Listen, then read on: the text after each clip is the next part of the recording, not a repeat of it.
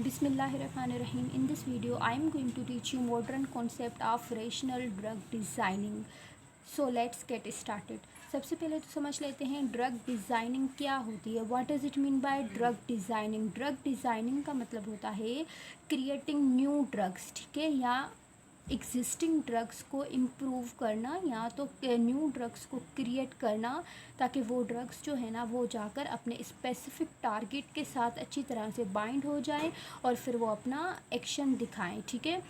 तो इसको कहते हैं हम ड्रग डिज़ाइनिंग. अब रेशनल का मतलब क्या होता है. रेशनल का मतलब होता है कि एक सिस्टमेटिक या लॉजिकल अप्रोच, ठीक है, सिस्टमेटिक और लॉजिकल वे में कुछ साइंटिफिक नॉलेज इस्तेमाल करके हम कोई चीज़ करें सही तरह से, तो उसको हम कहते हैं उस रेशनल, ठीक है. वो रेशनल चीज़ कहलाती है. सही तरह से अगर हम किस चीज़ को करें एक सिस्टमेटिक और साइंटिफिक लॉजिकल वे में, ठीक है, तो ये रेशनल हो गया और ड्रग डिज़ाइनिंग आपको पता चल गई, ठीक है. अब कॉन्सेप्ट क्या है. What does it mean by modern concept of rational drug design.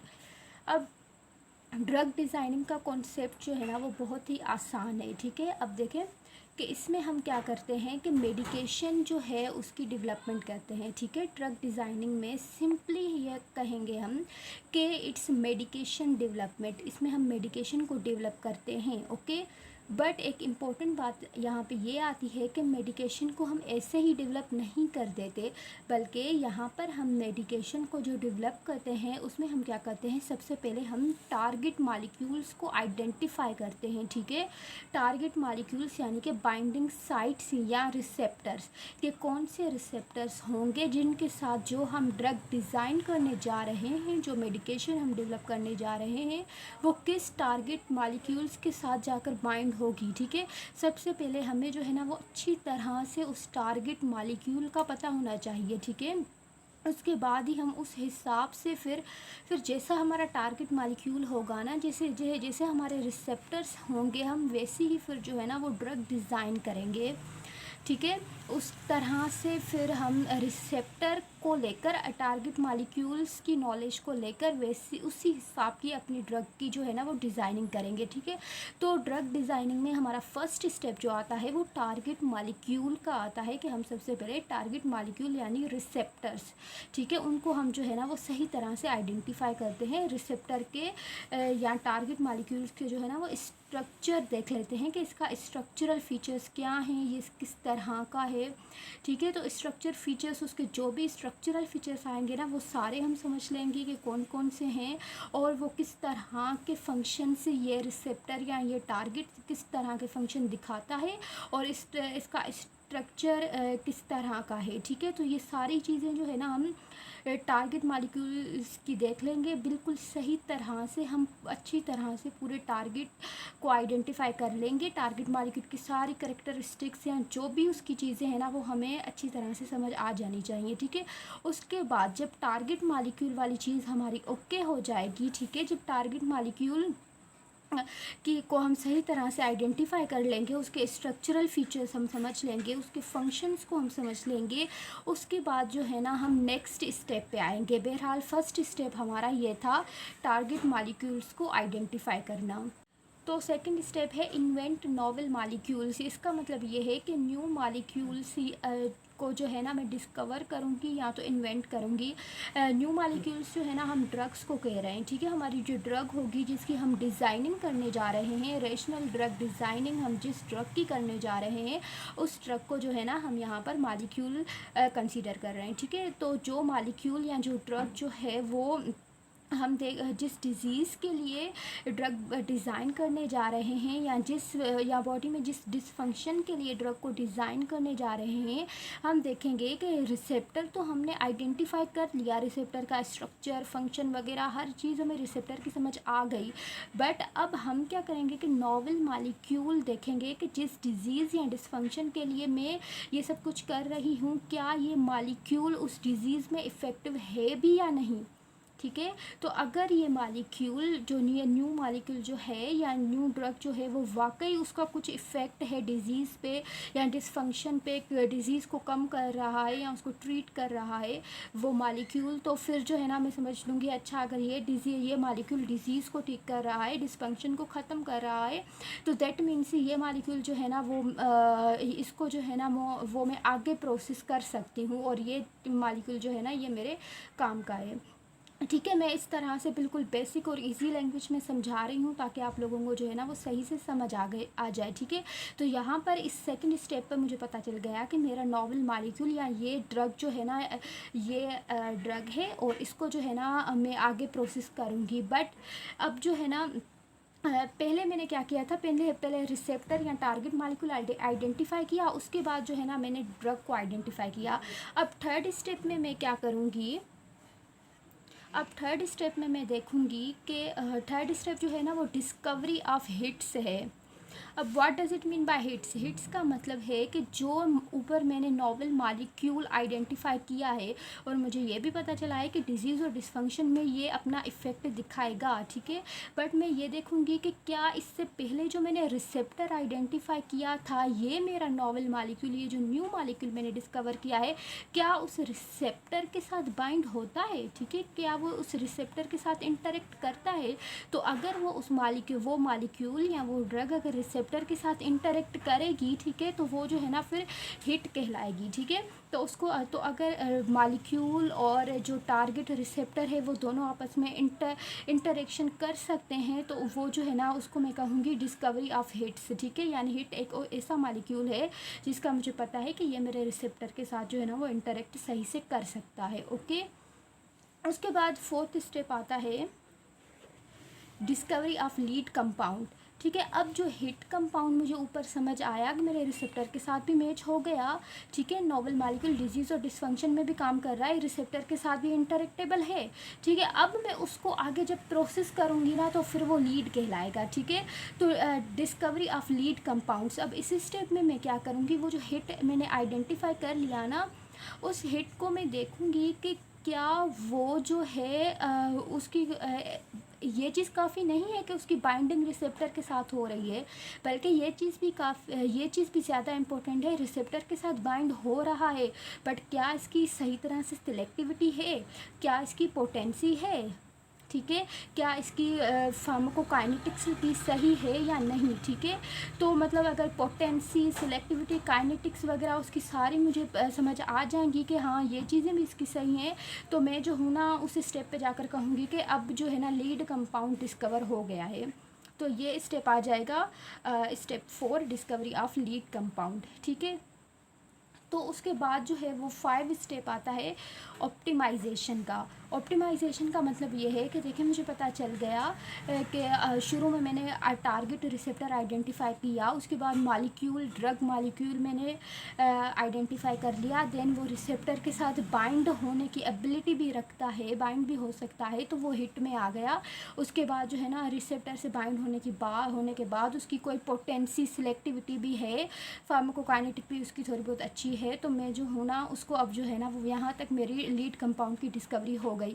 अब मुझे जो है ना वो सारी बेसिक चीज़ें पता चल गई। अब मैं जो है ना आगे उसको प्रोसेस करूँगी, ड्रग डिज़ाइनिंग हो रही है। ठीक है, अब मैं आगे जो है ना उसको ऑप्टिमाइज़ करूँगी। ऑप्टिमाइज़ उसको किस तरह से करूँगी कि ऊपर जो मैंने मेरा जो टारगेट मालिक्यूल था, जो ऊपर मेरे टारगेट रिसेप्टर थे, ठीक है, तो उस जो टारगेट रिसेप्टर था मेरा, उस टारगेट रिसेप्टर के जो स्ट्रक्चरल करेक्टरिस्टिक्स थे और जो उसके बायोकेमिकली उसके जो फंक्शंस थे उनकी डेटा में इस्तेमाल करूँगी। ठीक है, टारगेट के जो स्ट्रक्चरल और बायोकेमिकल करेक्टरिस्टिक्स थे उन्हीं करेक्टरिस्टिक की तरह अपने लीड कंपाउंड को मैं ऑप्टिमाइज़ करूँगी। ठीक है, तो ऑप्टिमाइज़ इस तरह से करूँगी कि क्या मैं ये देखूँगी क्या यहाँ पे ज़रूरत है कि मैं लीड कंपाउंड का थोड़ा स्ट्रक्चर मॉडिफाई करूँ ताकि उसकी पोटेंसी जो है वो इम्प्रूव हो, या उसकी फार्माकोकाइनेटिक्स, क्या मैं लीड कंपाउंड की फार्माकोकाइनेटिक्स थोड़ी इम्प्रूव कर सकती हूँ या थोड़ी फार्माकोडायनेमिक उसकी इम्प्रूव कर सकती हूँ। इस तरह से मैं लीड कंपाउंड की फर्दर ऑप्टिमाइजेशन करूँगी अपने टारगेट रिसेप्टर के हिसाब से, ठीक है।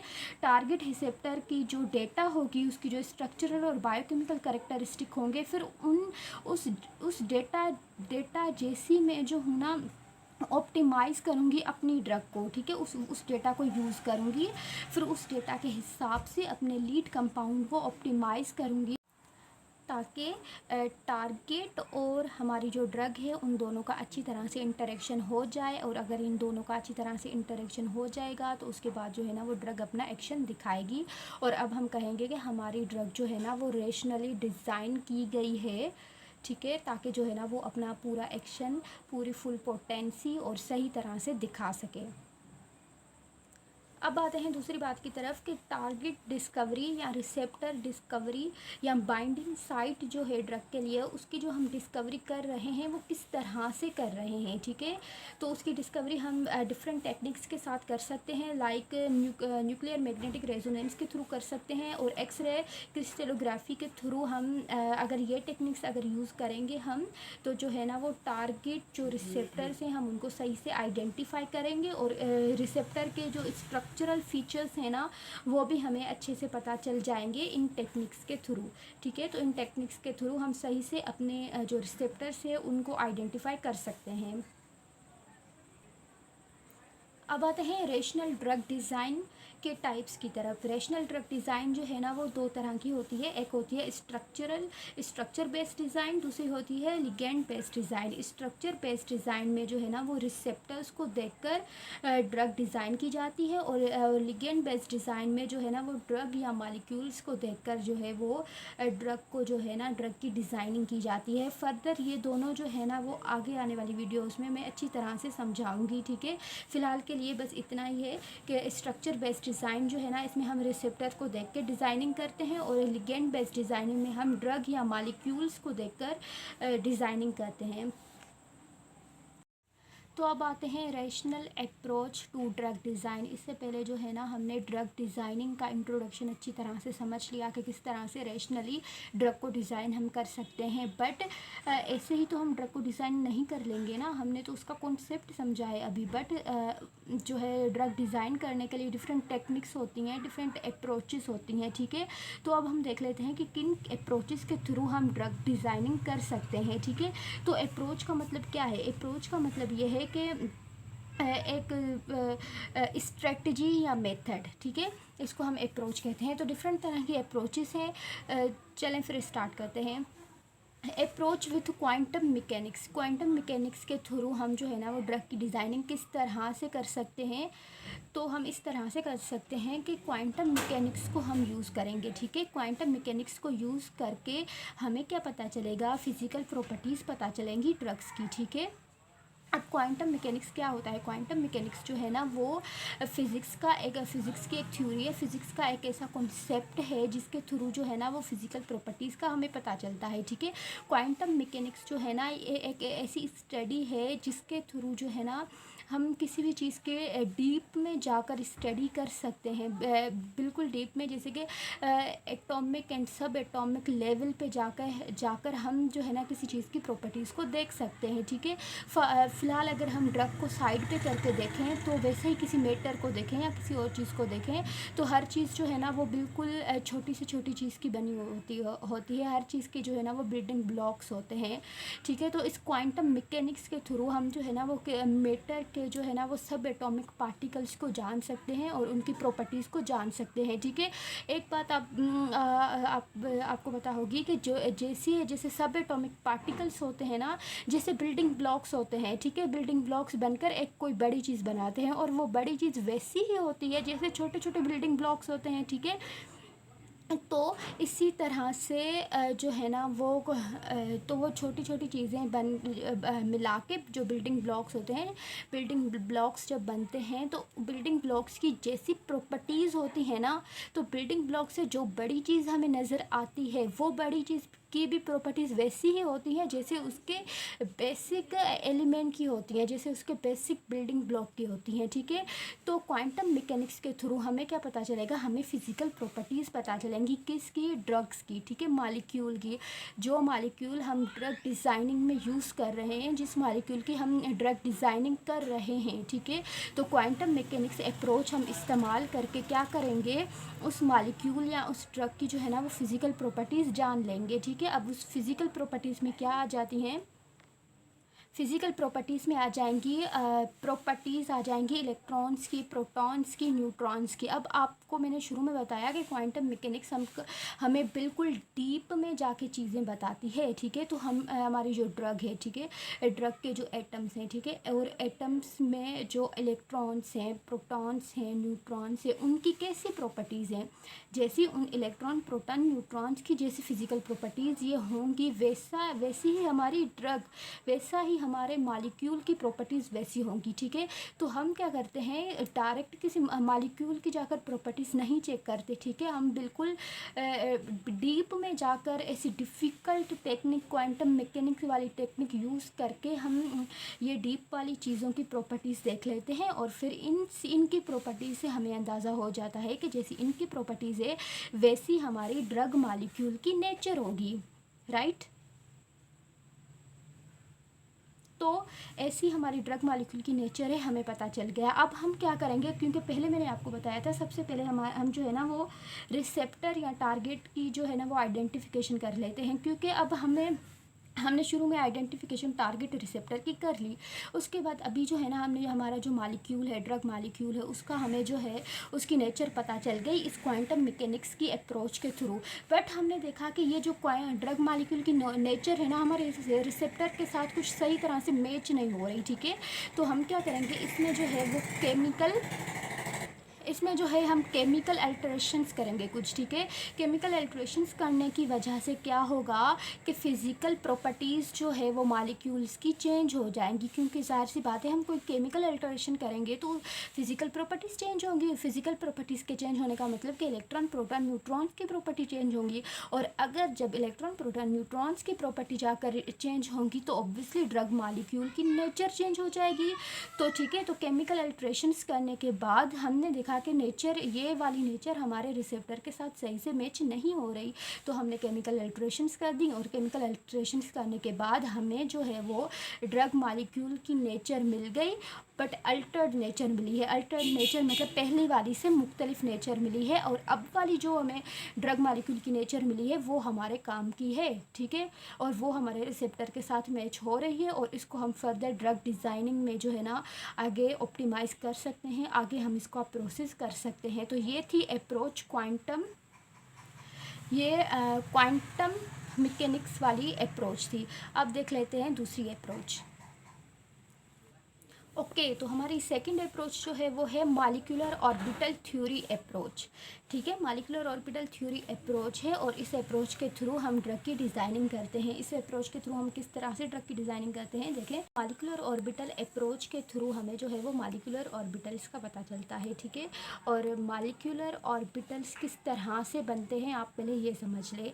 पहले जो है ना इलेक्ट्रॉन्स होते हैं, ठीक है, इलेक्ट्रॉन से फिर जो है ना वो एटॉमिक ऑर्बिटल्स बनते हैं, और फिर वो एटॉमिक ऑर्बिटल्स कोवलेंट बॉन्ड्स बनाकर मॉलिक्यूलर ऑर्बिटल बनाते हैं। मॉलिक्यूलर ऑर्बिटल्स बनते हैं। इन द एंड हमारे पास जो है ना मॉलिक्यूलर ऑर्बिटल अप्रोच में हमें ये पता चलता है कि वो जो एटॉमिक ऑर्बिटल से मॉलिक्यूलर ऑर्बिटल्स बने हैं, वो मॉलिक्यूलर ऑर्बिटल्स एक दूसरे के साथ किस तरह से लिंक्ड हैं, ठीक है।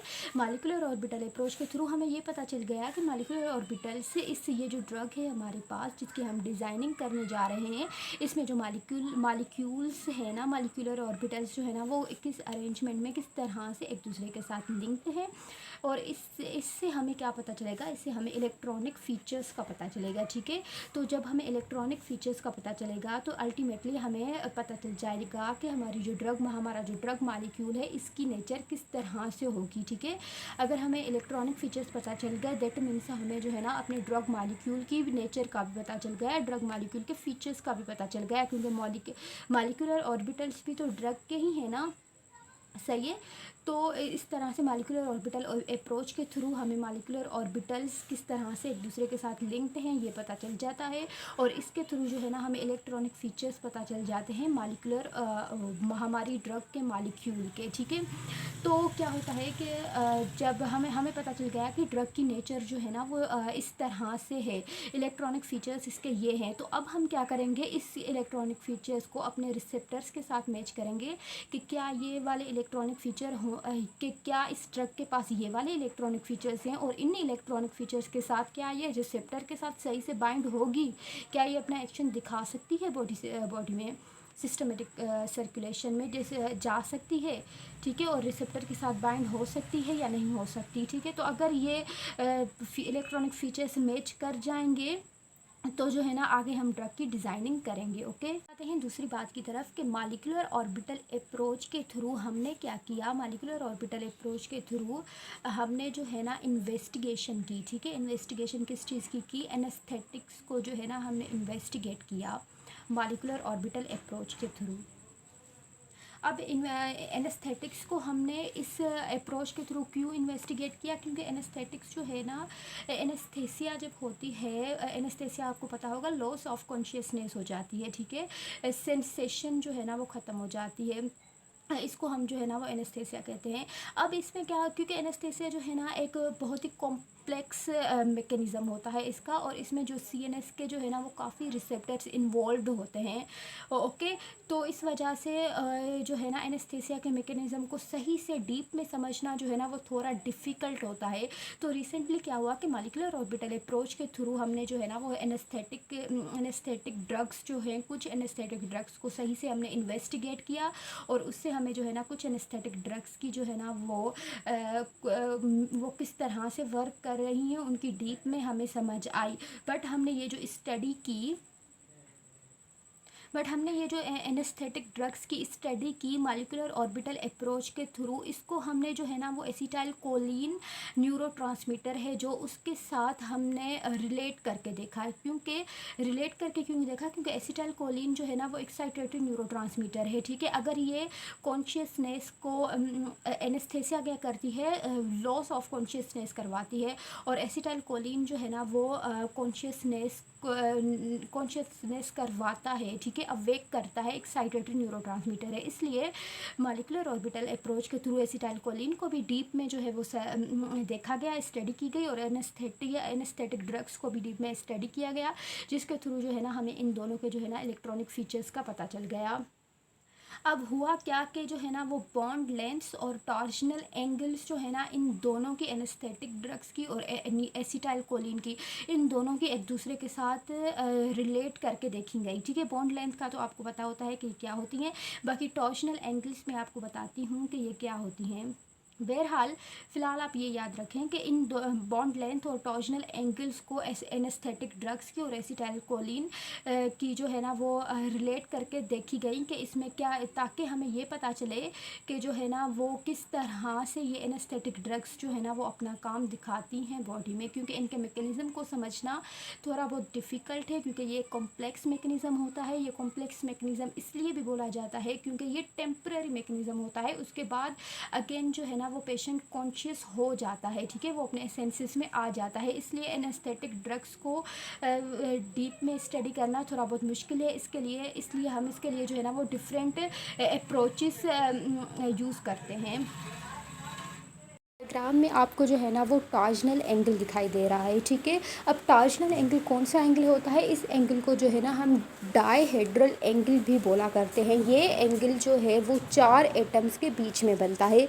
अब इस डायग्राम में जो आपको ग्रीन डॉट्स दिखाई दे रहे हैं ना, ये जो है ना ग्रीन डॉट्स, 4 ग्रीन डॉट्स बने हुए हैं, और ये 4 ग्रीन डॉट्स जो है ना बेसिकली ये एटम्स हैं। ठीक है, तो यहाँ पर अगर आप काउंट करें तो कितने हमारे पास एटम्स है, 1 2 3 4, टोटल हमारे पास जो है ना यहाँ पर 4 एटम्स हैं, और इन 4 एटम्स के बीच में जो बॉन्ड्स बने हुए हैं ना वो 3 बॉन्ड्स बने हुए हैं। ठीक है, फर्स्ट वाले, अगर आप ऊपर देखें, फर्स्ट वाले और सेकंड वाले डॉट के बीच वाला जो स्पेस है ना, ये फर्स्ट स्पेस हो गया, और सेकंड और थर्ड के बीच में स्पेस हो गया सेकंड स्पेस, और थर्ड और फोर्थ के बीच में जो है ना ये थर्ड स्पेस हो गया। ठीक है,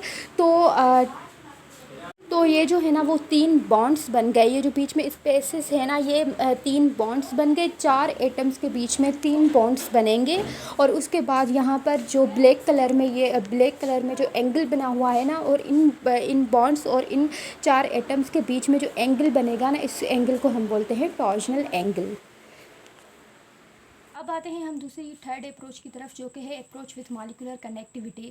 जैसे कि इसके नाम से ही मेंशन है मॉलिक्यूलर कनेक्टिविटी, दैट मीन्स इसमें मॉलिक्यूल किस तरह से ड्रग के मॉलिक्यूल किस तरह से एक दूसरे के साथ कनेक्टेड हैं, उनको देखकर हम जो है ना वो ड्रग की नेचर का पता चलाते हैं। उसके बाद जो है ना वो उस हिसाब से फिर अपनी ड्रग को आगे फर्दर जो है ना वो डिज़ाइन करते हैं। ठीक है, तो मॉलिक्यूलर कनेक्टिविटी अप्रोच के थ्रू हमें क्या पता चलता है, स्ट्रक्चरल फीचर्स पता चलते हैं मॉलिक्यूल के। ठीक है, यहाँ पे वर्ड जो है ना वो स्ट्रक्चरल मेंशन है, यानी कि उसके स्ट्रक्चर के हिसाब से जो है ना हमें स्ट्रक्चरल फीचर्स का पता चलता है। स्ट्रक्चरल फीचर्स से मुराद है कि किस तरह से साइक्लिजेशन है उसकी, और अनसेचुरेशन स्ट्रक्चर की मतलब बात करेंगे सिंपली इसमें कि जो ड्रग का स्ट्रक्चर है उसमें अनसेचुरेशन है या नहीं, या कोई हेट्रो एटम तो प्रेजेंट नहीं है। ठीक है, और क्या वो उसकी ब्रांचिंग है, किस तरह से उसकी ब्रांचिंग है, कि वो ब्रांच्ड है या कोई एरोमेटिक टाइप उसका स्ट्रक्चर है, या पोजीशन मॉलिक्यूल्स की किस तरह से है। जैसे आईयूपीएसी सिस्टम में हमने जो पढ़ा था उसमें क्या होता है कि नंबर देते हैं हम। ठीक है, ताकि मॉलिक्यूल की पोजीशंस को हम मेंशन करें। ठीक है, तो हम देखेंगे कौन कौन सा मॉलिक्यूल कौन सी पोजीशन पे प्रेजेंट है। मॉलिक्यूलर कनेक्टिविटी के थ्रू हमें ये सारी चीज़ें पता चलती हैं कि जिस ड्रग को आप आगे डिज़ाइन करने जा रहे हैं, जिस ड्रग की आप रेशनल डिज़ाइनिंग करना चाह रहे हैं, उस ड्रग के का जो स्ट्रक्चर है, स्ट्रक्चरल फीचर्स में मॉलिक्यूल्स की पोजीशन किस पोजीशन पे मॉलिक्यूल्स प्रेजेंट है, तो हमें ये चीज़ें पता चल जाती हैं। न्यूमेरिकल डायरेक्टरीज यानी कि नंबर किस कौन कौन पोजीशन पे कौन कौन से मॉलिक्यूल्स प्रेजेंट हैं वो हमें पता चलता है। और सीरीज़ ऑफ फंक्शनल अटैचमेंट यानी कि कौन कौन से फंक्शनल ग्रुप्स अटैच हैं। बहरहाल ये सारी बातें बताने का ये मकसद था कि जो मॉलिक्यूलर कनेक्टिविटी अप्रोच है ना, इसमें कनेक्टिविटी से आप स्ट्रक्चर को याद रख लीजिएगा। आपको याद आ जाएगा कि कनेक्टिविटी में हम स्ट्रक्चरल फीचर्स को देखते हैं, और जब हम स्ट्रक्चर की बात करेंगे तो ऑब्वियसली हम साइक्लाइजेशन, अनसेचुरेशन, हेट्रोएटम प्रेजेंट है या नहीं, स्केलेटन ब्रांचिंग देख लेंगे, तो उसकी नंबरिंग कहाँ है, और फंक्शनल अटैचमेंट कहाँ कहाँ पे फंक्शनल ग्रुप्स अटैच हैं। तो इन सारी चीज़ों से जो है ना हमें फिर इस स्ट्रक्चर से जो है ना हमें ड्रग की एक्टिविटी का पता चल जाएगा। अगेन यहाँ पे जो है ना वो स्ट्रक्चर एक्टिविटी रिलेशनशिप वाली बात आ जाती है। SAR यानी स्ट्रक्चर जैसा स्ट्रक्चर होता है उसी हिसाब की जो है ना फिर हमें एक्टिविटी देखने को मिलती है, और अगर स्ट्रक्चर में थोड़ी बहुत हम चेंजिंग करेंगे तो अल्टीमेटली उसकी एक्टिविटी भी चेंज हो जाएगी। बहरहाल ये जो है ना वो अप्रोच थी मॉलिक्यूलर कनेक्टिविटी अप्रोच। अब लास्ट अप्रोच देख लेते हैं। लास्ट अप्रोच है linear free energy approach. Linear free energy approach जो है ड्रग डिज़ाइनिंग की, इसका मैं आपको कॉन्सेप्ट बता देती हूँ। इसका कॉन्सेप्ट इस तरह से है कि ये एक कोरिलेशन होता है। ठीक है, बायोलॉजिकल एक्टिविटी जो है ना वो लीनियर होती है फिज़िको केमिकल प्रॉपर्टीज़ के। ठीक है, जैसी फिज़िको केमिकल प्रॉपर्टीज़ होंगी फिर उस जैसी ही जो है ना वो बायोलॉजिकल एक्टिविटी होगी। मतलब कि बायोलॉजिकल एक्टिविटी जो है ना हमारे मॉलिक्यूल की यानी ड्रग की बायोलॉजिकल एक्टिविटी का डायरेक्ट कोरिलेशन दिखाया जाता है लीनियर फ्री एनर्जी अप्रोच में फिज़िको केमिकल प्रॉपर्टीज़ के साथ। यानी जैसी फिज़िको केमिकल प्रॉपर्टीज़ होंगी हमारे ड्रग मॉलिक्यूल की, वैसी ही उसकी बायोलॉजिकल एक्टिविटी होगी। तो ये वाली जो है ना वो लीनियर फ्री एनर्जी अप्रोच है। ये अप्रोच हम इस तरह से इस्तेमाल करते हैं कि फिज़िको केमिकल प्रॉपर्टीज़ को हम देख लेते हैं कि वो किस तरह की हैं, और उसके बाद जो है ना हमें बायोलॉजिकल एक्टिविटी का पता चल जाता है। बट ये वाली जो अप्रोच है ना ये इतनी ज़्यादा यूज़ नहीं की जाती। लीनियर फ्री एनर्जी अप्रोच जो है ना वो बहुत कम यूज़ की जाती है। क्योंकि ये काफ़ी कम यूज़ की जाती है, तो इसकी डिफरेंट लिमिटेशंस है। लिमिटेशंस इसकी ये हैं कि ये अप्रोच जो है ना हमेशा एक्यूरेट प्रिडिक्शन हमें नहीं देती बायोलॉजिकल एक्टिविटी की, ठीक है। हमेशा जो है ना इस अप्रोच के थ्रू हमें बायोलॉजिकल एक्टिविटी सही से पता नहीं चल पाती। वो सही से पता क्यों नहीं चल पाती? क्योंकि हमारा जो बायोलॉजिकल सिस्टम है ना बहुत ज़्यादा कॉम्प्लेक्स होता है। बायोलॉजिकल सिस्टम जो है ना वो काफ़ी कम्प्लेक्स होते हैं, तो जिसकी वजह से ये अप्रोच जो है ना वो हमेशा जो है ना वो सही नहीं होती। क्योंकि हम इस अप्रोच में हमने क्या कहा है कि फिजिको केमिकल प्रॉपर्टीज़ का डायरेक्ट कोरिलेशन होता है बायोलॉजिकल एक्टिविटी के साथ। बट समटाइम जो है ना वो बायोलॉजिकल सिस्टम कम्प्लेक्स होने की वजह से कुछ ऐसी चेंजेस आ जाती हैं कि फिजिको केमिकल प्रॉपर्टीज़ का जो है ना वो बायोलॉजिकल एक्टिविटी के साथ जो लीनियर रिलेशन था ना वो नॉन लीनियर हो जाता है, और ये अप्रोच जो है ना वो हमें सही तरह से बायोलॉजिकल एक्टिविटी का नहीं बता पाती। इसलिए ये अप्रोच जो है ना वो ज़्यादातर यूज़ नहीं की जाती। तो ये थी 4 अप्रोचेस। अब आई होप आपको जो है ना वो सही से ड्रग डिज़ाइनिंग का कॉन्सेप्ट समझ आ गया होगा, ठीक है। Thank you.